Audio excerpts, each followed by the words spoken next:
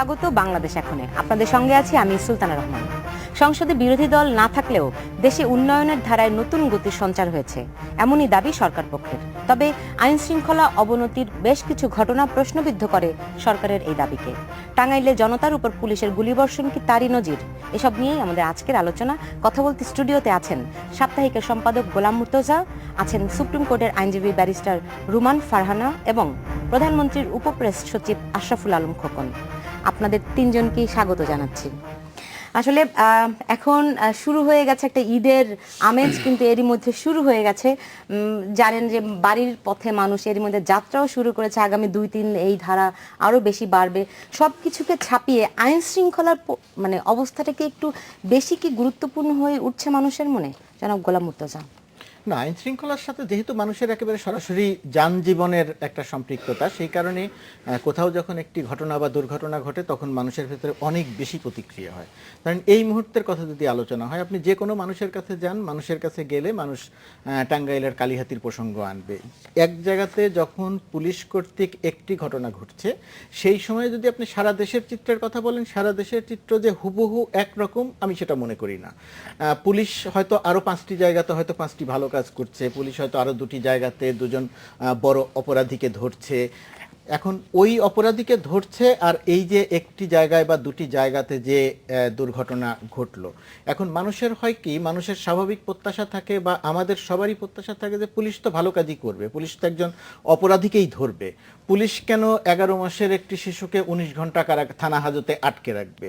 Police কেন বনশ্রীর ওই নিরীহ কিছু পাড়ার কিছু ছেলে যারা পথ শিশুদের নিয়ে কাজ করে তাদেরকে কেন পাচারকারী হিসেবে ধরবে? এটি কেন ধরবে? টাঙ্গাইলের কালিহাতিতে যে ঘটনাটি ঘটলো, এই ঘটনাটি একজন স্বাভাবিক মানুষের পক্ষে বর্ণনা করা কঠিন যে আসলে কি ঘটনা ঘটেছিল। মা এবং ছেলেকে যেভাবে লাঞ্ছিত করা হয়েছে, যে প্রক্রিয়াতে লাঞ্ছিত করা হয়েছে, আমার জন্য এটা বলা খুব বিব্রতকর। আমি পুরো ঘটনাটি বলতে চাই না, কিন্তু ঘটনার পরবর্তীতে পুলিশ কিন্তু গ্রেপ্তার করতে গেল, 2জনকে গ্রেপ্তার করলো। তার পরবর্তীতে মানুষের ভেতরে যে ক্ষোভ তৈরি হলো, বিক্ষোভ তৈরি হলো, সেই বিক্ষোভের প্রেক্ষিতে মানুষ প্রতিবাদ করলো, মিছিল করলো। এখন মানুষের বিক্ষুব্ধ মানুষের প্রতিবাদ, বিক্ষুব্ধ মানুষের ক্ষোভ পৃথিবীর কোনো দেশেই খুব শান্তিপূর্ণ হয় না। পৃথিবীর সবচেয়ে উন্নত দেশটিতেও যখন কোনো একটি বিক্ষোভের ঘটনা ঘটে, সেই জায়গাটিতে কিছু ঘটনা বা দুর্ঘটনা ঘটে, গাড়ি ভাঙচুর হয়। গোলাম মুর্তজা, দেখেন আপনি সেদিন যেই নিঃসন্দেহে খুবই নৃশংস, খুবই ভয়াবহ একটা ঘটনা আসলে সেখানে ঘটেছে, কিন্তু আসামিকে কিন্তু পুলিশ তাৎক্ষণিকভাবে আটকও করেছে। তার 2 দিন পরে কেন ঘটনাটি? এটি আমি খুব সংক্ষেপে বলি। এটি হচ্ছে বিষয় যে পুলিশ গ্রেপ্তার করলো আসামিকে, তারপরেও কেন মানুষ মিছিল করলো। এটি 2 রকমের ব্যাখ্যা। একরকম হচ্ছে এটাকে রাজনৈতিকভাবে কোনো ইন্ধন যোগানো হয়েছে কিনা, আরেকটি বিষয় হচ্ছে পুলিশের উপরে সাধারণ জনমানুষের যে আস্থা এবং সন্দেহ, এই 2টি বিষয়ই আমাদের নজরে আনতে হবে।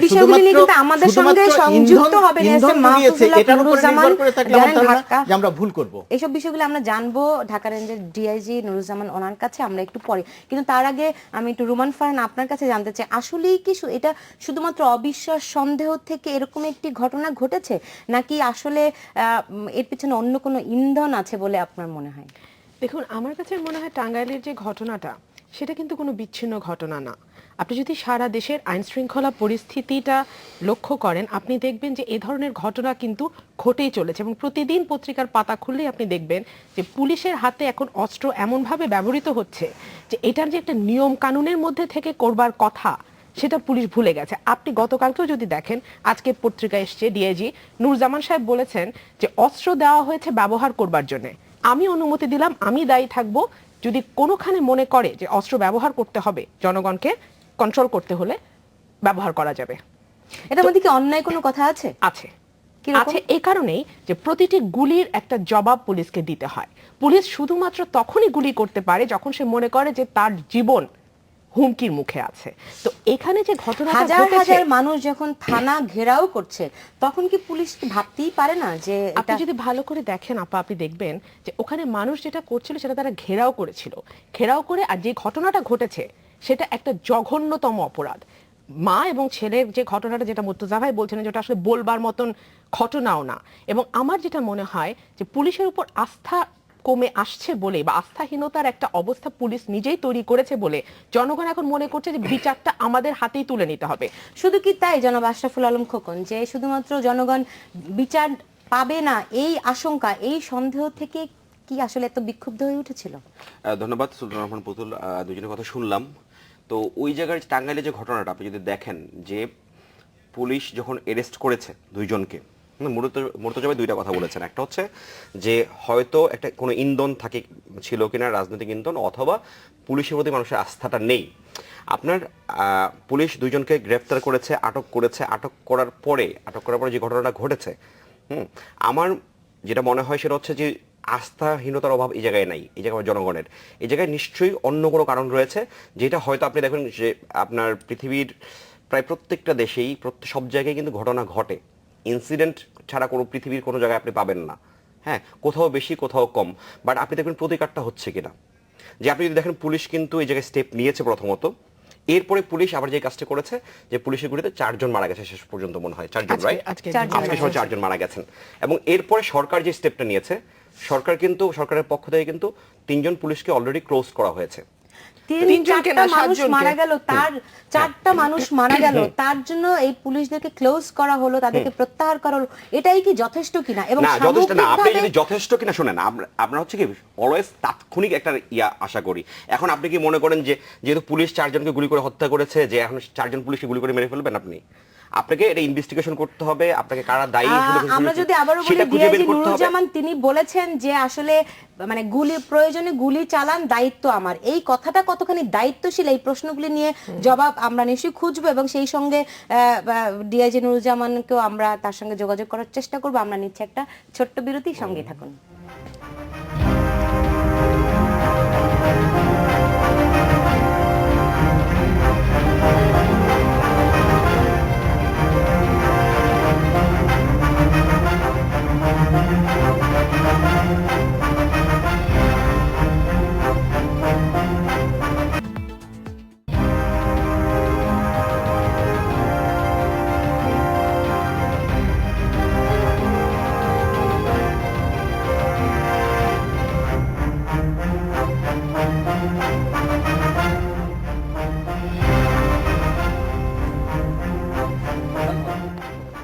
বিরতির পর ফিরে এলাম, দেখছেন বাংলাদেশ এখন। জি, আসলে এই কথাটা কতখানি দায়িত্বশীলতার মধ্যে পড়ে যে প্রয়োজনে গুলি। এই ডিআইজি নুরুজ্জামান এর আগেও কিন্তু আপনার মনে আছে যে একই ধরনের কথা কিন্তু বলেছিলেন। এখানে শুধু ডিআইজি নুরুজ্জামান নয়, এটি হচ্ছে প্রশাসনের সঙ্গে যারা সম্পৃক্ত, আইন শৃঙ্খলা রক্ষাকারী বাহিনীর সঙ্গে যারা সম্পৃক্ত আছেন। দেখেন, পুলিশের হাতে যে রাইফেলটি দেয়া হয়, ওই রাইফেলটি দেয়া হয় কি কারণে? তার তো একটা ট্রেনিং হয়, ট্রেনিং এর মধ্য দিয়ে তার একটা পর্যায়ে গিয়ে পরীক্ষার পাশের পরে তার হাতে রাইফেলটি দেওয়া হয়। এমনিতে তো দেওয়া হয় না। তো রাইফেলটি প্রয়োজন অনুযায়ী সে গুলি করবে, সেটা তো পুলিশের আইনে আছে। সেটা গুলি কিভাবে করবে সেটাও পুলিশের আইনে লেখা আছে। পুলিশ তার সর্বোচ্চ চেষ্টা করবে, যদি তার এমন একটি অবস্থা তৈরি হয়, চেষ্টা করবে অন্য যে কোনো নানা রকমের পন্থা অবলম্বন করতে। একেবারে শেষ পর্যন্ত গিয়ে যদি না পারে, তখন পুলিশ গুলি করবে। সেই গুলি করারও কিছু নিয়ম আছে। গুলি করতে হবে আপনাকে হয় উপর দিয়ে অথবা পায়ে গুলি করতে হবে, অর্থাৎ মানুষকে ভয় দেখানো। কিন্তু আপনি যদি কালিহাতির ঘটনাটি লক্ষ্য করেন, দেখেন যে 4 জন মানুষ মারা গেছে, 4 জনের গুলি লেগেছে বুকে, মুখে আর মাথায়। তার মানে কি? গুলি করেছে একেবারে লক্ষ্য করে। এটি পুলিশের আইনে কোথাও নেই। একজনের গুলি সম্ভবত পায়ে লেগেছে, আহত যে হয়েছে, আর 1টি বা 2টি গুলি লেগেছে পেটে। আর এর বাইরে যারা মারা গেছেন, যে 4 জনেরই গুলি লেগেছে মুখে, বুকে এবং মাথায়। তো তার মানেটা কি দাঁড়ালো? পুলিশের আইনে যা আছে, পুলিশ 1 নম্বর বিষয় হচ্ছে পুলিশ গুলি না করেও পরিস্থিতি নিয়ন্ত্রণ করতে পারত। সেই নিয়ন্ত্রণ যে করতে পারত, বাংলাদেশের সবকটি গণমাধ্যমে সেই সংবাদটির মোটামুটিভাবে বিশ্লেষণ ছাপা হয়েছে। তারপরে গুলিটি, তারপরেও যদি ধরে নেই তর্কের খাতিরে পুলিশ থানা রক্ষার জন্য, নিজেদের জীবন রক্ষার জন্য গুলি করাটা অপরিহার্য হয়ে গিয়েছিল, তারপরেও গুলি করলে তাকে হয় উপর দিয়ে গুলি করা দরকার ছিল, অথবা নিচে দিয়ে গুলি করে মানুষকে ভয় দেখানো দরকার ছিল। এটি একটি ব্যাপার। আরেকটি বিষয় দেখেন, যে ছেলেটি, রফিক নামের যে ছেলেটি আপনার হাসপাতালে মারা গেল, ওই ছেলেটি একটি টেলিফোনের একটি দোকানে চাকরি করত। গুলি যখন হয়েছে তখন সে শাটার নামানো অবস্থাতে দোকানের ভেতরে ছিল। যখন গুলি করা বন্ধ হয়ে গেছে, স্থানীয়দের ভাষ্য, সমকাল সহ অন্যান্য সব পত্রিকার ভাষ্য, গুলি করা যখন বন্ধ হয়ে গেছে তখন যখন সে শাটার বন্ধ করে, দোকান খুলে বন্ধ করে যখন সে চলে যাচ্ছিল, সেই সময় গুলি লেগে মারা গেছে। তার মানেটা কি? এখানে অনেকগুলো প্রশ্ন আছে। আপনি ইন্ধনের কথা বলবেন, আমি ইন্ধনের বিষয়টি উড়িয়ে দেই না, কিন্তু ইন্ধনের কথা বলার আগে আপনাকে তদন্ত করে বলতে হবে যে আপনি এই ঘটনাটা ঘটেছিল। তদন্তের কথা আপনি ক্লোজ করার কথা যেটা বলেছেন, এটি হচ্ছে বাংলাদেশের সবচেয়ে বড় আইওয়াসের ঘটনা ঘটে। এই শেষ করি আমি ক্লোজ করে নেয়া। কেন বলছি এটা? কেন বলছি? আপনি যদি একেবারে 1, 2, 3, 4 করে বলেন, আমরা ঘটনা ধরে ধরে বলতে পারবো যে অমুক সময় এই ঘটনাটি ঘটেছিল, তারপরে ক্লোজ করা হয়েছিল, সেই পুলিশের কি শাস্তি হয়েছে। আপনি যদি 100টি ঘটনা ঘটেন, 2টির ক্ষেত্রে হয়তো বলতে পারবেন যে হ্যাঁ তার শাস্তি হয়েছে, আর 98টি আপনাকে বলতে হবে, আপনি বলতে গিয়ে দেখবেন যে তাদের আসলে কোনো শাস্তি হয় নাই। এটা অনেকগুলো প্রমাণ, অনেকগুলো ঘটনা এগুলির আছে। সঙ্গে কি সুশাসনের আসলে একটা বড় সম্পর্ক আছে বলে কি মনে হয় না? না, ডেফিনেটলি আপনার সুশাসনের একটা সম্পর্ক থাকতেই হবে। ডেফিনেটলি আপনার যখন কোনো আইন শৃঙ্খলা পরিস্থিতির জন্য অবনতি ঘটে কিংবা ধরেন এরকম কোনো ইনসিডেন্ট ঘটে, এই সরকারের দায়িত্ব হচ্ছে এই ঘটনাগুলোকে সুশৃঙ্খলভাবে ভালোভাবে ট্যাকেল দেওয়া, কিংবা আর আইন শৃঙ্খলা রক্ষাকারী বাহিনী যে বাহিনী রয়েছেন, পুলিশ বাহিনী রয়েছেন কিংবা অন্য যারা রয়েছেন, র্যাব কিংবা অন্য যারা রয়েছেন, যে ওনারা পরিস্থিতি শান্ত করবেন প্রথমত, রাইট? অ্যান্ড পরিস্থিতি শান্ত করতে গেলে ওনাদেরকে অনেকগুলো স্টেপ নিতে হয়। আপনি বলছেন যে নুরুজ্জামান সাহেব আছেন, উনি হয়তো বলবেন এই বিষয়ে, ওনার বিষয়ে উনি বক্তব্য দিবেন। তো আপনি যদি দেখেন যে এই বিষয়গুলো, আপনি যতগুলো ঘটনা ঘটেছে এ পর্যন্ত, যতগুলো বিভিন্ন জায়গায়, প্রত্যেকটা জায়গায় কিন্তু আপনার যে আমরা সরাসরি ডেফিনেটলি জনগণকে দায়ী আমরা করি না, কখনোই এটা কেউই করে না। আমরা কখনোই কোনো সময় জনগণকে দায়ী করা হয় না। বেসিক্যালি আপনার দায়িত্ব গিয়ে গভর্নমেন্টের গাড়ি কিংবা ধরেন কর্তৃপক্ষের গাড়ি বর্তায়।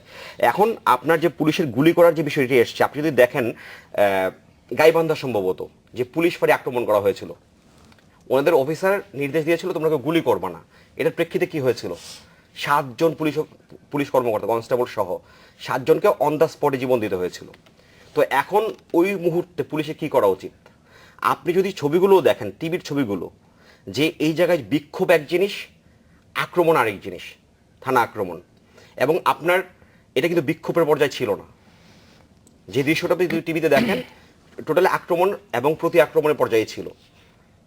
সবাই আপনার যে যারা আক্রমণ আমি করতে যদি বলি, আমাদের এই আজকের এই বিষয়টি নিয়ে আমাদের ফেসবুকে একজন কমেন্ট করেছে স্বীকৃত।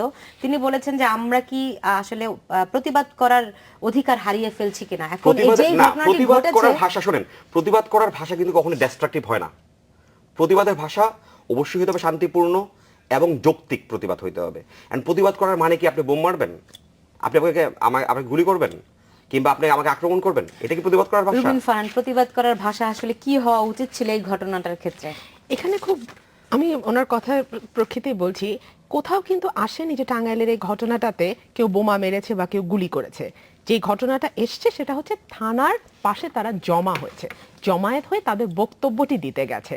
সেখানে গুলি করার প্রসঙ্গ কি করে আসে আমি জানি না। আর নুরুজ্জামান সাহেব যে কথাটা বলছিলেন যে দায়িত্ব আমি নিচ্ছি, গুলি করেন, একই কথা কিন্তু আমরা যখন বিএনপি জামাতের অবরোধ চলছিল সেই সময়ও কিন্তু আমরা পুলিশের বড় বড় কর্মকর্তার মুখে ঠিক একই ভাষা শুনেছি যে দেখা মাত্রই গুলি করো, পায়ে নয় বুকে গুলি করো। যেটা বলছিলাম যে প্রতিটি গুলির হিসাব দিতে হয়, শুধু তাই নয়, গুলি করবার কিন্তু একটা নিয়মও আছে।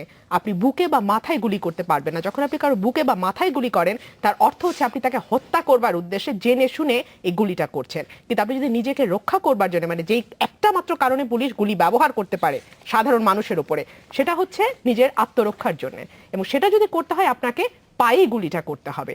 আর আইন শৃঙ্খলা পরিস্থিতির কথা আসছিল, যেখানে না বললেই নয় যে অধিকার এবং আইন ও সালিশ কেন্দ্রের যে হিসাব আছে সেই হিসাব অনুযায়ী এই 2015 সালের জানুয়ারি থেকে জুন পর্যন্ত, এবং আইন ও সালিশ কেন্দ্রের যে হিসাব আছে সেই হিসাব অনুযায়ী এই 2015 সালের জানুয়ারি থেকে জুন পর্যন্ত পুলিশের হাতে মারা গেছে 72 জন মানুষ। এবং এই 72 জন মানুষ একদমই সাধারণ মানুষ, যাদের কোনো রাজনৈতিক পরিচয়ও নাই, যারা স্বীকৃত সন্ত্রাসী হিসেবেও পরিচিত নয়, এমন সাধারণ মানুষ। তারপরেও আমি বলছি, for the sake of argument, যদি তারা রাজনৈতিক দলের কর্মীও হয়ে থাকে, যদি তারা অপরাধীও হয়ে থাকে, তাহলে বিচার বিভাগ আছে তাদের জন্য।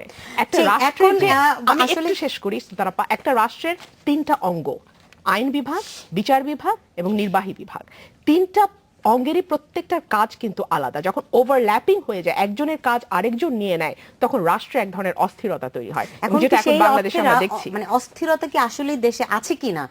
কারণ সামগ্রিকভাবে একটা শান্ত পরিবেশই আমরা কিন্তু দেখি, রাজনীতি নাই, কিন্তু আছে কিনা আছে কিনা এই প্রশ্নগুলির জবাব নিয়ে আমি ফিরবো। আমি- নিচ্ছি একটা ছোট্ট বিরতি, সঙ্গে থাকুন।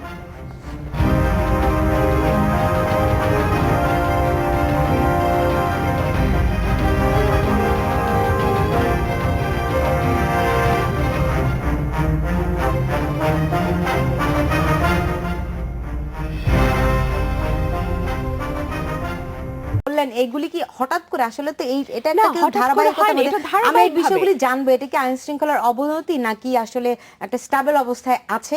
আমি একটু যেতে চাই ঢাকা বিভাগের পুলিশের DIG S M Mahfuzul Haque নুরুজ্জামানের কাছে, একটু জানতে চাই যে জনাব নুরুজ্জামান, আপনি বলেছেন যে মানে পুলিশকে, মানে আপনি বলেছেন যে প্রয়োজনে গুলি করতে দায়িত্ব আপনার। এটা অনেকেই প্রশ্ন তুলেছেন যে আপনার এই বক্তব্যটি আসলে কতখানি দায়িত্বশীল, জনাব নুরুজ্জামান। হ্যাঁ, ধন্যবাদ আপনাকে। আমি এই প্রশ্নটি করবেন আমি আশা করতেছিলাম। আমি সবাই বিনয়ের সঙ্গে বলতে চাই যে প্রতিটা জিনিসেরই সাংবাদিকতার একটা ইথিক্স আছে। আমি কালকে অর্থাৎ গতকাল ছিল সম্ভবত 20 তারিখ, না 20 তারিখে আমার একটা প্রোগ্রাম ছিল ফরিদপুরে এবং গোপালগঞ্জের দুই জেলা মিলে আইন শৃঙ্খলা এবং কমিউনিটি পুলিশিং এর একটি মত বিনিময় সভা। সেখানে ওই সালতা থানার মধ্যে নবকাম কলেজে 7 বা 8 থানার ওসি এবং কিছু কিছু ইউএনও ম্যাজিস্ট্রেট সহ 3 জেলার পুলিশ সুপার, রাজবাড়ী, ফরিদপুর এবং গোপালগঞ্জের ভারপ্রাপ্ত পুলিশ সুপার সহ বহু গণ্যমান্য ব্যক্তি, উপজেলা চেয়ারম্যান এবং বিভিন্ন দলের নেতৃবৃন্দ সহ স্থানীয় জনসাধারণের সাথে একটি মত বিনিময় অনুষ্ঠান ছিল। সেই অনুষ্ঠানে আমি একটা বক্তব্য রেখেছি। সেই বক্তব্যটা আমি ইসলামের ইতিহাস, হযরত মুহাম্মদ মুস্তাফা সাল্লাল্লাহু আলাইহি ওয়াসাল্লাম সহ সেই সময় থেকে শুরু করে কারবালার প্রান্তরের ঘটনা থেকে 71 সাল থেকে শুরু করে 2013-তে এসে আমি বলেছি যে যারা এই কাজটি করেছে তারা কারা, তাদের একটা পরিচয় আমি এখানে দিয়েছিলাম। সংক্ষেপে বলছি যেহেতু আপনাদের সময় কম। তো তারপরে 2013 সালে যখন হেফাজতের নামে যখন আন্দোলন শুরু হয়, তখন তাদের যে পরিকল্পনা ছিল যে বাংলাদেশ ব্যাংক সহ সমস্ত ব্যাংকগুলো লুটপাট করে নেওয়া, তারপরে ওইগুলো পুড়িয়ে দেওয়া, সচিবালয় আক্রমণ করা, সচিবালয় পুড়িয়ে দেওয়া, বিচারালয়, বিচারপতি, প্রধান সুপ্রিম কোর্ট সহ সমস্ত বিচারালয় ধ্বংস করে দেওয়া এবং বাংলাদেশের যে অগ্রগতি উন্নতি যে স্থাপনাগুলো আছে, বিশেষ করে বিদ্যুৎ কেন্দ্র সহ সমস্ত স্থাপনাগুলো ধ্বংস করে দেওয়া, এগুলো যে পরিকল্পনার অংশ ছিল, এই ব্লু প্রিন্ট ছিল। সেই ব্লু প্রিন্টের কথাগুলো বিভিন্ন এজেন্সি থেকে আমরা জানতে পারি এবং সেই সময় আমরা দেখেছি যে আমাদের পুলিশের উপরে, জনসাধারণের উপরে কিভাবে আক্রমণ হয়েছে এবং বিভিন্ন সময় আপনারা দেখেছেন যে আমাদের কি পরিমাণ পুলিশ হতাহত হয়েছে, আমাদের পুলিশকেই কেন্দ্র করে সেখানে আক্রমণ করা হয়েছে। তখন আমি ওই বক্তৃতায় আমি বলেছি, এটা কিন্তু গতকালকের ঘটনা, গতকালকের বক্তৃতায় আমি বলেছি যে আমরা সেই আন্দোলনকে প্রতিহত করেছি। আমার ঢাকা রেঞ্জে কিন্তু 17 জেলায় কোথাও এরকম ধরনের ঘটনা একটা জায়গায় ঘটতে গেছিল, এই সিঙ্গার থানায়, ঢাকার পাশেই অদূরেই, এবং সেখানে 4টি লোক মারা যায় এবং 64টি গুলিবিদ্ধ হয় এবং সেখানে থানা আক্রমণ করতে গেছিল সেই সময়। এরপরে জনাব নুরুজ্জামান, আপনি এই মন্তব্যটি এমন একটি সময়ে করেছেন যেই সময়টিতে তার মাত্র একদিন আগে আপনার টাঙ্গাইলে পুলিশের গুলিতে 3 জন মানুষ মারা গেছে, পরে আরো একজন মারা গেছে। ফলে মানুষ কি এই আপনার এই বক্তব্যের সঙ্গে আগের ঘটনাটিকে কি সম্পৃক্ত করছে না? না, আমার কথাগুলো বলতে দেন, আমাকে একটু বলতে দেন, তারপরে আপনি কথা বলেন। জি, আপনি বলুন। আপনি কি আমাকে শুনতে পাচ্ছেন? জি, আমি শুনতে পাচ্ছি, আপনি বলুন। আচ্ছা, আমি বলছি যে ওই ঘটনাটাকে আমি ব্যাখ্যা করেছি যে বাংলাদেশে আজকে 1971 সালে 30 লক্ষ লোক জীবন দিয়েছে। আমি 13 বছর বয়সে, আমার কথা শুনতে পাচ্ছেন? জি, শুনতে পাচ্ছি, আপনি বলুন। আমি 13 বছর বয়সে মুক্তিযুদ্ধ করেছি, 30 লক্ষ লোকের জীবন দিয়ে এদেশের স্বাধীনতা এনেছি। আজকে আমাদের সামনে সেই দেশ ধ্বংস করে দেবে যারা এই দেশ চায় না, যারা এই পাকিস্তান মনে করে এই দেশটাকে পাকিস্তান বানাতে চায়, একটা আফগানিস্তান বানাতে চায়। আমরা জীবন দিয়ে যে দেশ স্বাধীন করেছি সেই দেশে আমাদের সামনে সেই ধ্বংস করে দেওয়া হতে পারে না। সেই কারণেই মুক্তিযুদ্ধের চেতনায় আমি কোনো দল করি না, আমি আবারও বলছি আমি কোনো দলের সদস্য নই, আমি সরকারি চাকরি করি। কিন্তু আমাদের সামনে একজন মুক্তিযোদ্ধা হিসেবে দেশপ্রেমের টানেই আমরা কাজ করি এবং সেই কথাই বলেছি যে দেশটাকে আবার ধ্বংস করে দিলে আমরা কোথায় দাঁড়াবো, আমাদের পরবর্তী প্রজন্মকে কোথায় নিয়ে যাবো। আমি সেই সময় পুলিশকে উদ্দেশ্য করেই বলেছিলাম যে যারা এই নাশকতা করবে, যারা মানুষকে মারবে, যারা পুলিশকে আক্রমণ করবে, তাদের তোমরা প্রত্যক্ষভাবে গুলি করবা, সরাসরি গুলি করবা। সেই কথাগুলোই আমি ওই বক্তৃতায় বলেছি, কিন্তু এখানে টাঙ্গাইলের প্রসঙ্গে কোনো কথাই ওখানে উচ্চারণ করিনি অথবা কোনো কথা বলা হয়নি। এবং সেই বিষয়টি নিয়ে এই বিষয়টি হলো এক জায়গার, সেই বিষয়টি আর এক জায়গায় এনে টেনে এনে এই যে এটা কি বলে আপনাকে সাংবাদিকরা ইথিক্সে কি বলে, এটাকে একটা ঘটনার সাথে আর একটা ঘটনা জুড়ে দেওয়া, এটা তো নিশ্চয়ই কোনো মানে সভ্য সমাজের কাজ নয়। আমি খুব রক্তক্ষরণ হয়েছে আমার হৃদয়ে যে আমি না না টাঙ্গাইলের ঘটনার সঙ্গে আসলে কেউ আপনার বক্তব্যটিকে রিলেট করেনি, আপনার বক্তব্যকে টাঙ্গাইলের ঘটনার সঙ্গে কেউ রিলেট করেনি, বরং এমন একটি সময়ে আপনি বক্তব্যটি করেছেন মানুষের পারসেপশন অনুযায়ী মানুষ কিন্তু ওটার সঙ্গে রিলেট করছে, ফলে মানুষ মনে করছে এটা আসলে কতখানি সঙ্গত হলো। আপনি যেই নাশকতার কথা বলেছেন, যে ধরনের কার্যক্রমের কথা বলেছেন, আপনি এই বক্তব্য কিন্তু 1 বছর আগেও দিয়েছিলেন। এখন হঠাৎ করে অনেকের কাছে হয় প্রাসঙ্গিক হলে টাঙ্গাইলের ঘটনা নিয়ে প্রাসঙ্গিক হতে পারে, তা না হলে তো এই মুহূর্তে জামায়াতের বলেন কিংবা স্বাধীনতা বিরোধী চক্রের বলেন কারোর তো তেমন কোনো অ্যাক্টিভিটি নাই, তাহলে কেন আপনি এই প্রসঙ্গটি আনলেন? আমার প্লিজ আমাকে বলতে দেন, এই ঘটনাটি বক্তব্য রেখেছি গোপালগঞ্জ এবং ফরিদপুরের বর্ডারে। সেখানে ঘটনাটা টাঙ্গাইলের ঘটনার সঙ্গে এখানে সম্পৃক্ত নয়। এখানে আইন শৃঙ্খলা রক্ষা করতে কিভাবে করব এবং সেই কিভাবে এই জায়গায় আইন শৃঙ্খলা রক্ষা করা যাবে সেই বিষয়টি আলাপ করতে যেয়ে ওই প্রসঙ্গটা এসেছে।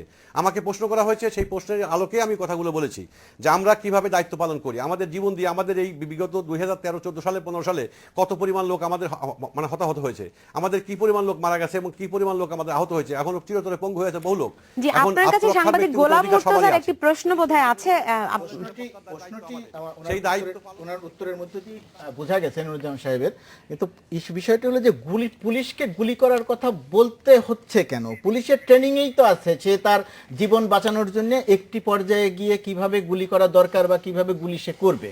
কারণ আপনি যখন গুলি করার কথা বলছেন, আপনি প্রেক্ষাপট বলেছেন, আমি আপনার সঙ্গে একমত, আপনি যে বৃহত্তর একটি প্রেক্ষাপটের প্রসঙ্গ এনে বলেছেন, কিন্তু আপনি গুলি করার কথা যখন বললেন তার সঙ্গে সাধারণ জনমানুষ যদি টাঙ্গাইলের ঘটনাটি মেলায় তাহলে মানুষকে কি খুব বড়ভাবে দায়ী করা যাবে? আর আপনি যেটা বলছেন যে গণমাধ্যম এটি আপনার বক্তব্যকে এই ঘটনার সঙ্গে ওইখানে মিলিয়েছে, আমার মনে হয় বিষয়টি এখানে ভুল বোঝাবুঝির সুযোগ তৈরি হচ্ছে। বিষয় কিন্তু ওটির সঙ্গে এটি মেলানো হচ্ছে না। যেহেতু এখানে পুলিশ গুলি করেছে সেই কারণে এখানে বলা হচ্ছে যে তার মানে কি ওই বক্তব্যেরই প্রতিফলন এখানে দেখা গেল কিনা।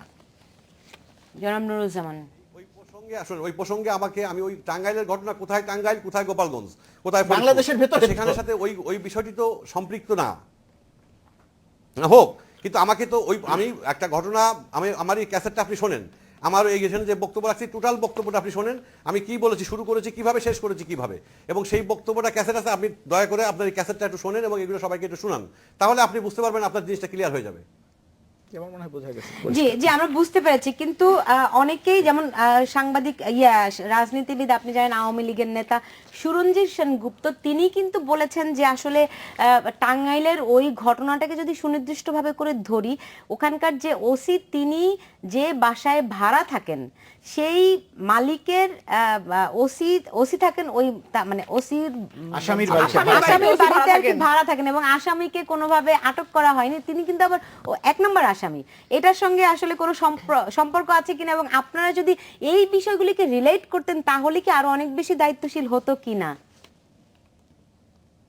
অবশ্যই আমি রিলেট করে আমি বলছি আমি টাঙ্গাইলে বলেছি সেই কথাগুলো। আমি বিভাগীয় কমিশনার এবং আমি ঘটনা ঘটার পরে সঙ্গে সঙ্গে তদন্ত কমিটি করেছি, আমার একজন অতিরিক্ত ডিআইজি সহ 4 জন সদস্য বিশিষ্ট করে তাদের সঙ্গে সঙ্গে পাঠিয়ে দিয়েছি। আমি পরের দিন আমি ঢাকা বিভাগের বিভাগীয় কমিশনার জনাব জিল্লুর রহমান সাহেবকে নিয়ে ওখানে ঘটনাস্থলে গেছি এবং এখানে জনমানুষের সাথে কথা বলেছি, পুলিশের সাথে কথা বলেছি এবং কি ঘটনা ঘটছে জানবার চেষ্টা করেছি।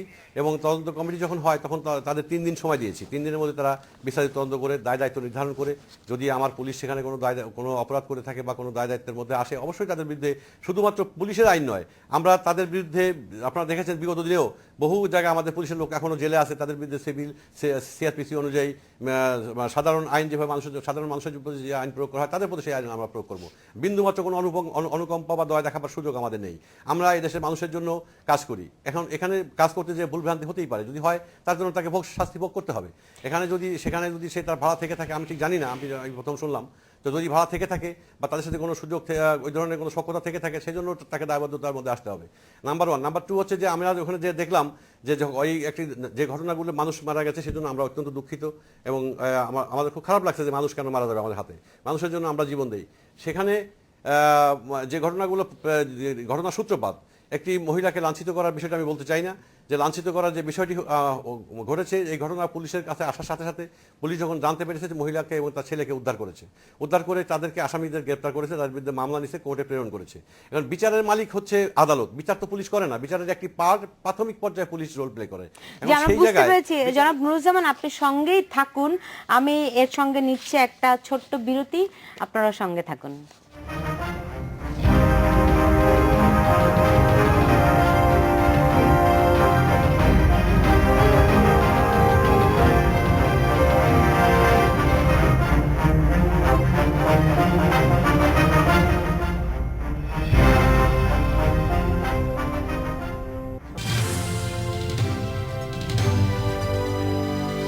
ইন্ডিপেন্ডেন্ট টেলিভিশন, 24 ঘন্টায় খবর।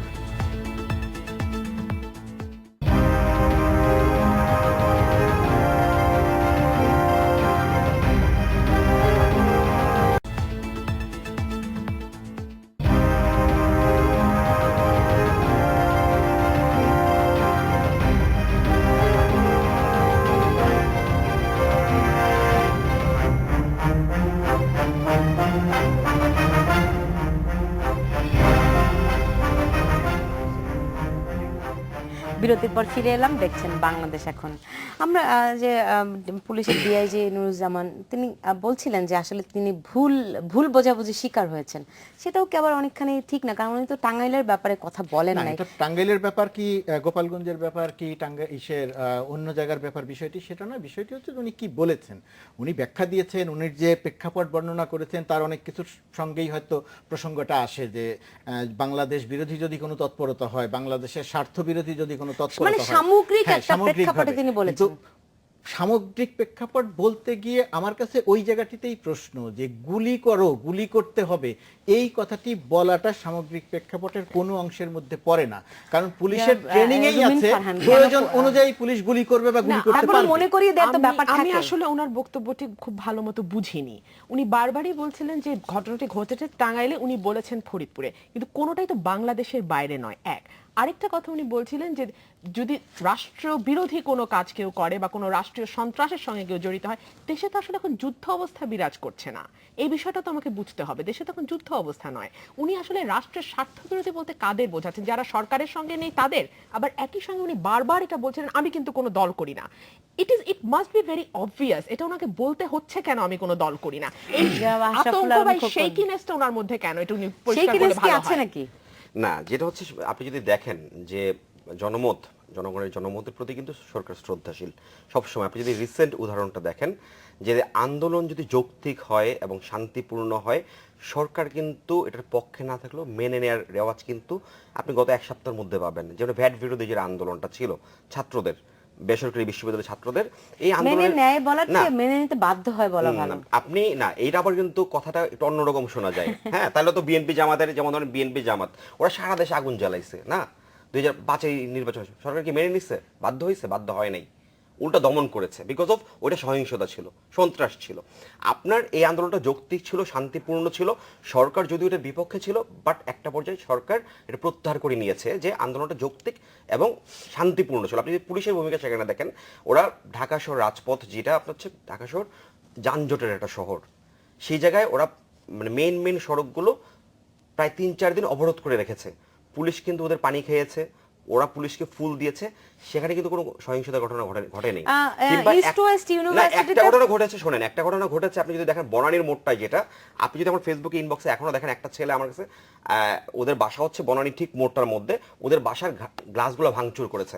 এবং আপনি যদি দেখেন যে কখন করেছে, না, পুলিশ ইস্ট ওয়েস্ট ইউনিভার্সিটির শিক্ষার্থীদের উপর লাঠিচার্জ করেছে। হ্যাঁ করেছে, আপনার রাবার বুলেট নিক্ষেপ করেছে, রাবার বুলেট। যখন পরিস্থিতি সৃষ্টি হয় তখন এটা করতেই হবে, বাট অন্য জায়গায় তো করেনি। আপনি যদি 20টা স্পট ছিল কিংবা 30টা স্পট ছিল, 30টা স্পটে তো হয়নি, 29টা স্পটে তো হয়নি, একটা স্পটে হয়েছে। আপনি একটা স্পটকে নিশ্চয়ই কোনো কারণ ঘটেছে। তাহলে যদি ওই 29টা স্পটে করতো, একসাথে 30টা স্পটে আপনি বলতে পারতেন যে পুলিশ সহিংস ছিল। নিশ্চয়ই একটা ঘটনা ঘটেছে বলেই হয়তো পুলিশ এটা করেছে। এবং আপনি যদি নেপথ্যে যান, আপনারা দেখবেন, আমি একটা ছবি দিয়েছিলাম, ফেসবুকে পোস্ট দিয়েছিলাম, যে ছাত্রদলের একটা ছেলে, যে ছাত্রদলের নেতার সঙ্গে ছবি আছে, সে বেসরকারি বিশ্ববিদ্যালয়ে পড়তেই পারে, বাট একটা ছেলে 5টা জায়গায় বক্তৃতা দিতে পারে না, 5টা ইউনিভার্সিটি স্পটে গিয়ে বক্তৃতা দিতে পারে না। সে তো 5টা ইউনিভার্সিটি স্টুডেন্ট না, তাহলে 5টা ইউনিভার্সিটির জায়গায় বক্তৃতা দিয়ে আসছে। তো না দিলে অসুবিধা কোথায়? না, সেটা পারে না, বিকজ অফ সে তো ওইটার স্টুডেন্ট না। এবং এমন না যে সে স্টুডেন্ট হিসাবে ওখানে বক্তৃতা দিয়েছে, এমন না যে ওই কি বলে জনসমর্থন দিতে গিয়ে বক্তৃতা দিয়েছে কিংবা সংহতি স্থাপন করেছে, যেটা আমাদের জাফরুল্লাহ স্যার করেছেন কিংবা আসিফ নজরুল স্যাররা করেছেন, যে ওনারা সংহতি জানিয়েছেন, গিয়ে বক্তৃতা দিয়ে আসছেন। কিন্তু সে তো সেটা করে নাই। সো আপনার প্রত্যেকটা ঘটনায় উনি যেটা বলেছেন, যে আপনারা যেটা বলেছেন বিএনপি জামাত তো নাই, বিএনপি জামাত প্রকাশ্যে নাই, তাই বলে কি ষড়যন্ত্র নাই? ওনাকে থেমে আছেন, এটা আমাদেরকে বিশ্বাস করতে হবে। ষড়যন্ত্র আছে না, ষড়যন্ত্র একটা সরকার যখন দেশ পরিচালনা করে, ষড়যন্ত্র নাই এটা আমার কাছে কোনো তথ্য নাই। বরং ষড়যন্ত্র তো সবসময় ষড়যন্ত্র থাকেই। আছে সেটাও আমার কাছে তথ্য নাই, নাই সেটাও তথ্য নাই। ষড়যন্ত্র সবসময় থাকেই। ধরে নিলাম ষড়যন্ত্র আছে, এখন ষড়যন্ত্রের কারণে ধরে নিলাম মানুষ মিছিল করলো, এর প্রেক্ষিতে কাজ কি গুলি করে 4 জনকে হত্যা করা? এর প্রেক্ষিতে কাজ কি 800 মানুষের নামে মামলা করা? আর এর প্রেক্ষিতে কাজ কি 800 মানুষের নামে মামলা করে, মামলার নামে যে মানুষদের আপনি গুলি করে হত্যা করলেন সেই মানুষদের কয়েক গ্রামের মানুষকে আপনি মামলার আসামি করলেন, এখন সেটা নিয়ে 900 হবে, মানুষকে এখন সেটা নিয়ে হবে বাণিজ্য। এই কি ষড়যন্ত্র আছে কি নাই তার জন্য কি আপনার এইটা কাজ করতে হবে? এটা কোনোভাবেই রুবিন সমর্থনযোগ্য ফারহান না। কিছু বলতে না, যাচ্ছেন? আসলে আমি বুঝতে পারছি না ষড়যন্ত্র কাকে বলে। সরকারের সঙ্গে একমত না হওয়াটাই কি ষড়যন্ত্র? একটি অবাধ সুষ্ঠু নিরপেক্ষ নির্বাচন চাওয়াটাই কি ষড়যন্ত্র? নিজের মত, নিজের ভাবনাটাকে প্রকাশ করাটাই কি ষড়যন্ত্র? আসলে ষড়যন্ত্রের সংজ্ঞাটা কি? আমি এখন সরকার সমর্থন করছি না, বা সরকারের নীতি আদর্শের সঙ্গে আমার মিলছে না, বা আমি মনে করছি সরকার যে সরকারটি বর্তমানে বাংলাদেশের দেশ পরিচালনা করছে তার পরিচালনা করবার কোনো নৈতিক অধিকার নেই, আমি বিশ্বাস করি এই কথাগুলো, তাহলে কি আমি রাষ্ট্রের বিরুদ্ধে ষড়যন্ত্র করছি? নিশ্চয়ই এই না। বিষয়গুলো আসলে বোধহয় পরিষ্কার হওয়া নিশ্চয়ই দরকার। বিষয়গুলি না, কিন্তু না, ষড়যন্ত্র আমাকে- যেটা বলেছেন, ষড়যন্ত্র আমাকে বলে দিচ্ছি। ষড়যন্ত্র হচ্ছে যেমন ধরেন 75-এর 15ই আগস্ট বঙ্গবন্ধুকে সপরিবারে হত্যা করা, এটা ষড়যন্ত্র। ষড়যন্ত্র যদি বলেন যেটা 21শে অগাস্ট, এটা ষড়যন্ত্র। নিশ্চয়ই। ষড়যন্ত্র যদি বলেন শেখ হাসিনার উপর 19 বার হত্যার জন্য, শেখ হাসিনাকে 19 বার হত্যা করার জন্য অ্যাটেম্প নেয়া, এটা হচ্ছে ষড়যন্ত্র। চট্টগ্রামে গুলি করা। আপনি যদি দেখেন লালদিঘি ময়দানে, আপনি যদি বলেন 10 ট্রাক অস্ত্র আমদানি করা, সেটা ষড়যন্ত্র। আপা হ্যাঁ, এখন ষড়যন্ত্র যদি আপনি বলেন যে ষড়যন্ত্র একটা হচ্ছে প্রকাশ্যে ষড়যন্ত্র মুভমেন্ট করা, অনেক আরেকটা হচ্ছে থাকে, ষড়যন্ত্র থাকবে, করতে তার হবে। প্রেক্ষিতে আসলে রাষ্ট্র এগিয়ে যায়। কিন্তু আমাকে একটু ষড়যন্ত্র যদি আমাকে একটু যেতে হবে মণিপুরি পাড়ায়, সেখানে এখন আমরা সেই নুরুজ্জামান ষড়যন্ত্র- একটু ওই আমাদের সঙ্গে ষড়যন্ত্রের কথা সঙ্গে বলবেন। টাঙ্গাইলের যারা কাহিনী নুরুজ্জামান, ষড়যন্ত্র আপনি যখন নিশ্চয়ই ষড়যন্ত্র শুনতে সবাই পাচ্ছেন। করে, তখন সে স্পষ্টটা দেখে না যে আমি এই জায়গাটায় না, করব, না, ওই আমি জায়গাটায় বলছি, করব না। কালিহাতির সে ঘটনার প্রত্যেকটা সঙ্গে যদি আমি 15ই আগস্টের ষড়যন্ত্রের তুলনা করি, আমার মনে হয় তাহলে না, 15ই আগস্টের ষড়যন্ত্র না, বিষয়টাকে আপনি যদি দুটাকে একসাথে দেখেন সেটা তাহলে তো হবে না। আমি একটু ষড়যন্ত্রের যেতে বিভিন্ন চাই, ধাপ রয়েছে। যারা যাতে কোন নুরুজ্জামান, কোন আপনি ধাপে শুনতে ষড়যন্ত্র পাচ্ছেন? করতে আপনি আপনার বোধহয় কিছু আরো বলার ছিল, এবং এখানে সবাই বলছে যে আসলে কেন গুলি করার কথা পুলিশকে মনে করিয়ে দিতে হয়। মানুষ মারতে পারি না। না, সেটা মারতে পারি না, বাট আপনার পুলিশ তো তার আত্মরক্ষার জন্য স্টেপ নিতে হবে, যেটা সুরুজ্জামান স্যার বলেছেন। আমি কি বলতে পারি? পুলিশ হত্যা করা হয়েছে। আমি মনে করতে পারি জি জনাব নুরুজ্জামান, আপনার কাছে প্রশ্ন রেখেছিলাম আমি- যে আসলে গুলি করার কথা কেন পুলিশকে মনে করিয়ে দিতে না, হয়। এটি আমাকে খুব- আমাকে আমি আমি আমাকে খুব একটু বলতে দেন, সংক্ষেপে please। বলবেন, জি। আমি যে অনুষ্ঠানে বক্তব্য রেখেছি সেটা ছিল কমিউনিটি, হ্যাঁ সংক্ষেপে বলছি, কমিউনিটি পুলিশিং এর বক্তব্য। সেখানে বলো কমিউনিটি পুলিশ কি জিনিস সেটা বোঝাবার চেষ্টা করেছি, এবং আমাদের ইতিহাস, ঐতিহ্য এটা বোঝাবার চেষ্টা করেছি। আমরা যদি সতর্ক না হই তাহলে এই দেশটা কোথায় নিয়ে যাবে, কিভাবে এই দেশের মানুষ থাকবে, সেই কারণে দেশত্ববোধের কারণে সেই কথাগুলো বলেছি। এবং সেখানে গুলি করার টাঙ্গাইলের বিষয় না, সেখানে ওই ইতিহাস বলতে যে ওই বাংলাদেশের এই 1971 সালের থেকে শুরু করে 2013-14 সাল পর্যন্ত এসে আমি ওই ইতিহাসগুলো বলেছি যে কীভাবে আমরা ওই আন্দোলনটাকে আমরা রক্ষা করেছি, আন্দোলন থেকে মানুষকে বাঁচিয়েছি। আজকে আমরা যেখানে দাঁড়িয়ে কথা বলছি, যে দেশে বসে কথা বলছি, এই বসার সুযোগ আমাদের থাকতো না যদি আমরা সেটা সতর্ক না থাকতাম, আমরা জীবন না দিতাম। আমাদের বহু সদস্য ওই দিন মানে আত্মাহুতি দিয়েছে, এবং এরপরে 2 বছর আমরা কিভাবে আন্দোলন দমন করেছি অথবা আন্দোলনকে নিবৃত্ত না, করেছি আমরা আপনারা দেখেছেন। বুঝতে পেরেছি আজকে যে আপনি আসলে টাঙ্গাইলের পুরনো ঘটনার সাথে এটা প্রসঙ্গই রিলেটেড বলেছেন। করাটা আমার জন্য এটা অত্যন্ত দুঃখজনক। এবং টাঙ্গাইলে যে ঘটনা ঘটছে আমি একটু ব্যাখ্যা করি। আমি এসপি ডিআইজি হিসেবে এসপি টাঙ্গাইল আমাকে যে মেসেজ দিয়েছে, আমার কাছে সেই কপিগুলো আছে, এবং সেই মেসেজ অনুযায়ী আমরা যেটা দেখেছি যে ওখানে যে পুলিশের যে দায়িত্ব ছিল তাদেরকে উদ্ধার করা, ভিকটিমদের উদ্ধার করা এবং তাদের উদ্ধার করে মামলা নেওয়া, তাদেরকে কোর্টে চালান দেওয়া, এবং বিচারক তাদেরকে জেল হাজতে প্রেরণ করেছে। এখন এইটা পুলিশের দায়িত্ব, তদন্তের দায়িত্ব পুলিশের, কিন্তু তার আগেই তাদেরকে 3 জন আসামি ছিল, 3 জন আসামির মধ্যে 2 জন আসামিকে পুলিশ গ্রেফতার যে করেছে। আমরা আসলে 800 মানুষ কি করে মামলার আসামি হয়? হ্যাঁ, এটা আমি বলছি, এটা মামলাটা 800 লোকের বিরুদ্ধে হয়নি, মামলা হয়েছে যে 800 লোকের মতো লোক মিছিলে ছিল, সেটা যারা আমাদেরকে তাহলে সবাই আসামি? জানতে পেরেছি সবাই যে আসামি? 800 লোক ওখানে, 700-800 লোক ওখানে ছিল, তারা এখানে করেছে। যদি পুলিশ এখানে মানে আসামির ভূমিকা থেকে থাকে তাহলে পুলিশের বিরুদ্ধে মামলা হবে। ওই মামলা, ওই নাম পুলিশের নাম হতে পারে। আপনারা ওইটা তদন্ত public-এর নাম কমিটি হতে পারে। করেছেন, এই সেই ঘটনাটি যেখানে তদন্ত পুলিশের কমিটির দায়-দায়িত্ব রিপোর্ট সম্পূর্ণ- দেখার আমরা অপেক্ষায় আছি। ডিআইজি নুরুজ্জামান, আপনাকে অনেক ধন্যবাদ। আসলে আপনাদেরকে অনেক ধন্যবাদ দিতে হচ্ছে, আমার সময় শেষ হয়ে গেছে। আপনাদের মানে তিনজনকে অনেক ধন্যবাদ। আরো অনেক কিছু বলার ছিল, নিশ্চয়ই আরেকদিন আমরা বলবো। দর্শক, আপনাদেরকেও ধন্যবাদ। আপনারা সবাই ভালো থাকুন।